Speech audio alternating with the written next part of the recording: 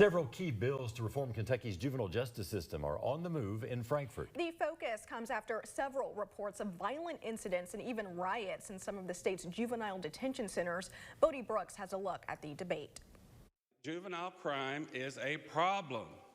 It's a problem that needs to be solved. What you're doing now is not working.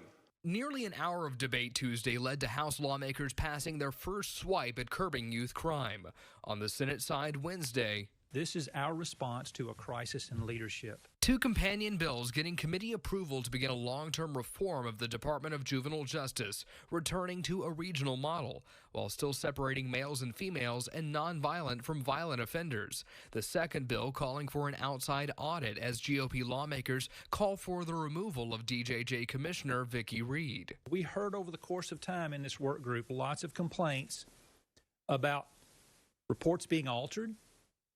The bills passed committee with bipartisan support.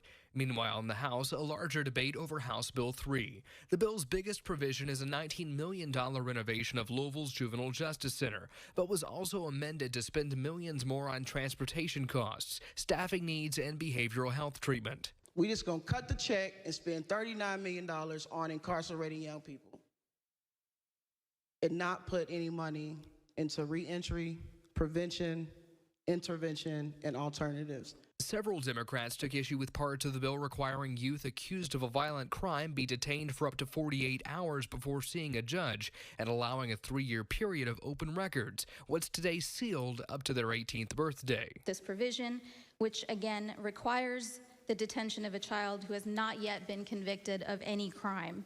There are fewer protections here for these kids than for adults in our criminal justice system. When somebody becomes 18, they can walk into a gun store and buy an AR.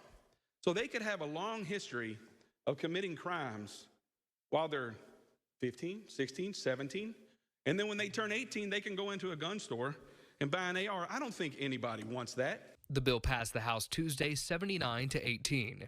At the state capitol, Bodie Brooks, Fox 56 News.